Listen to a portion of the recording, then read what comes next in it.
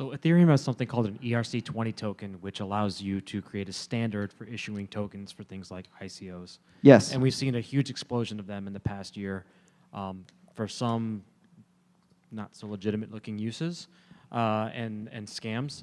And then just yesterday, Blockchain Capital was the first venture capital firm to raise money with an ICO. So I'm just wondering what your thoughts are on the spectrum of all the activity that we're seeing specifically in the Ethereum world with ICOs.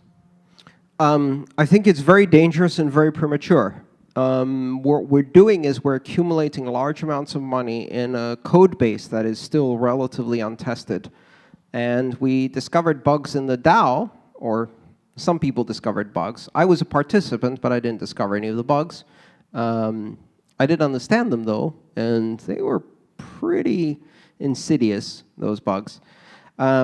So every $1 million you put into any token built on ERC20 is now providing a $1 million honeypot test on the Ethereum virtual machine, the implementations of Geth and Parity, and the ERC20 code base. And on top of that, whatever code you added to do the magic sauce that makes it your particular dApp. Everybody know what dApp stands for? dApp? Deliberately audacious Ponzi plan? It's the killer app for Ethereum. Now, I'm being a bit, facetious. I'm a fan of Ethereum. I think it has enormous potential, and one of its main areas of potential is in reinventing the modern corporation.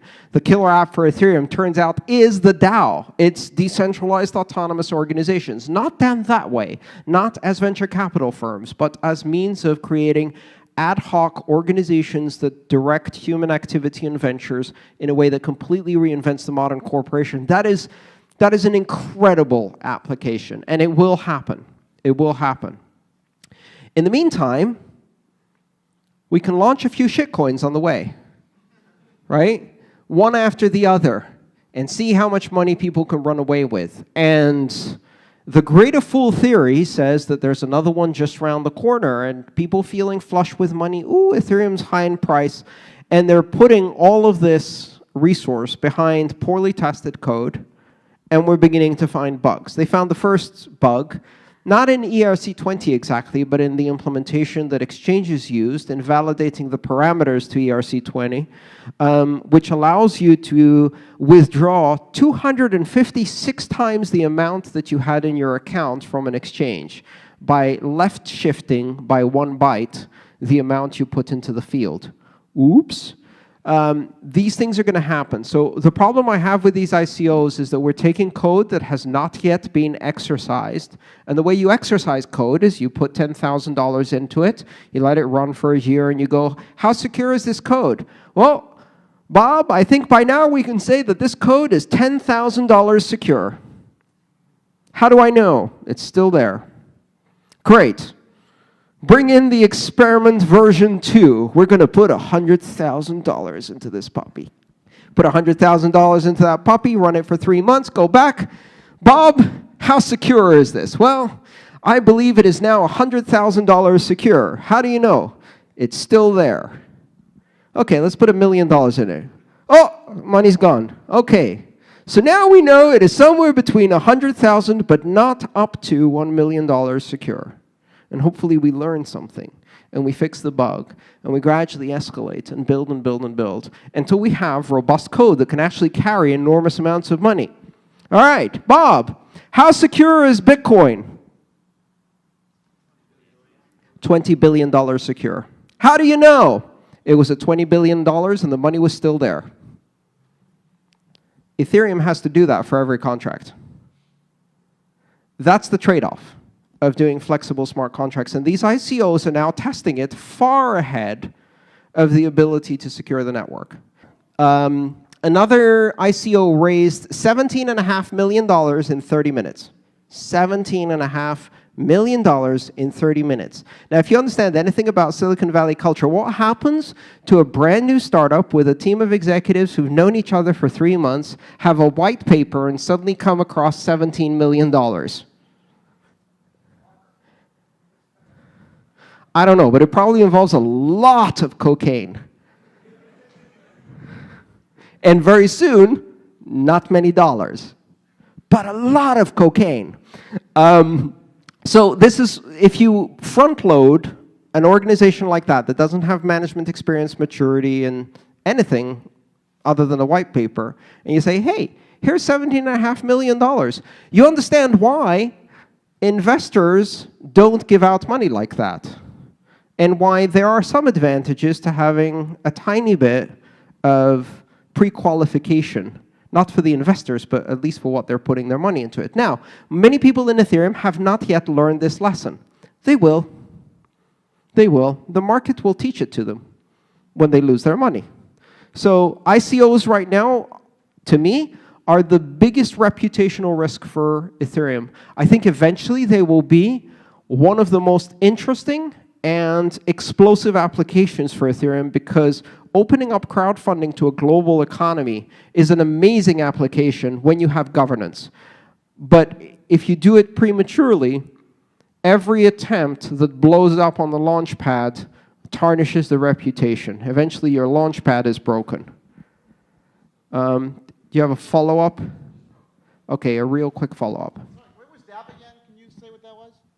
The what? You had DApp, something Ponzi protocol. A deliberately audacious Ponzi plan? There you go. Thanks. So right around Consensus, the industry conference in New York this year, William Mugiar, who published a book called The Business Blockchain, is organizing a token conference, basically telling people how to tokenize their business, create tokens, do ICOs. You know, what do you think about professionals who are in the industry, who are either venture capitalists or investors who are actively encouraging people to do this, where it seems like you think it's a bad idea?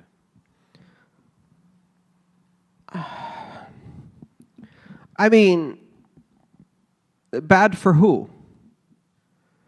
Is it bad for the investors who put their money in? Well, caveat emptor, shouldn't have put your money in there. And sometimes those lessons have to be learned the hard way. Is it bad for Ethereum? If it causes more reputation damage than it does good outcomes, and by good outcomes, by the way, I don't mean a successful company. That's not happening. That's not going to happen, no. What I mean is, before they go kablooey, can we collect some data? Like, will the telemetry rig survive the explosion so we can actually learn which bug blew them up? One of the problems with the DAO was the telemetry rig blew up, so all we knew is that the call function had a reentrancy problem. We didn't find out anything about the actual code of the DAO, the split function, the governance model, the voting patterns, whether companies would be able to succeed, what kind of proposals might be interesting. Why didn't we find out? Because it blew up on the launch pad, and we didn't collect very good data. Those kinds of experiments are not very useful. I hope it produces good results. I hope somebody goes out there and says, I want $50,000. And they actually take that and do something useful with it, and because it's such a small amount, it doesn't blow up, and they learn something about the security of the protocol. We all learn something. That's great. And all of this experimentation, it creates exuberance and excitement, and if all of these companies blow up, we'll still be left with the knowledge. Just like the internet boom, right? It blew up right here, outside. You could probably see the big $signed mushroom cloud out of this window in 2000, and the internet didn't die. All of the companies, they blew up. But out of the ashes came new companies that did interesting things on the internet, and the internet survived. So Ethereum will survive. It just may be set back by a year or two. You know, Bitcoin survived Silk Road, it survived Gox, it survived Bitfinex. Actually, Bitfinex, it survived like this. It was a one-week dip. It was like, whatever. So it will survive, but it will hurt a lot of investors. It will create some reputation damage in the meantime. If professionals are trying to advance that, you know, I hope they're reminding people while they're doing it that what they're offering is not investment advice and that people should be cautious, et cetera, because otherwise they are going to get a visit by the SEC. The one rule you do not break with the SEC, the first rule is you do not promote securities to unaccredited public. You do not. That's what people go to jail for. And so that creates risk, mostly for them. I hope I'm wrong. All right, let's take 2 more questions.